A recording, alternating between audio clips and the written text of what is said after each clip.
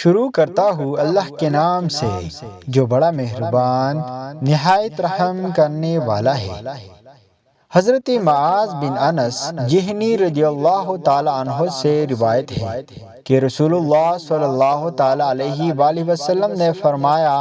جو شخص صبح کی نماز پڑھنے کے بعد وہی اپنی جگہ پر بیٹھا رہا یہاں تک کہ اس نے چاشت کی 2 رکعت نماز بھی پڑھی، خیر و بلائی کے علاوہ اور کوئی بات نہ کی، تو اگر اس کے گناہ سمندر کی جاگ سے بھی زیادہ ہوئے تو بھی بخش دیے جائیں گے۔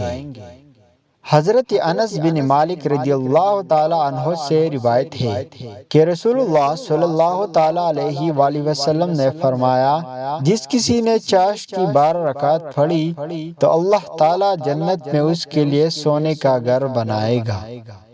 حضرت نعیم بن حمار رضی اللہ تعالی عنہ کا بیان ہے کہ میں نے رسول پاک صلی اللہ تعالی علیہ وآلہ وسلم کو فرماتے ہوئے سنا، اللہ تعالی فرماتا ہے، اے آدم کے بیٹے، دن کے شروع میں تم 4 رکعت پڑھتے رہو، میں دن کے آخر تک تمہارے لیے کافی ہوں گا۔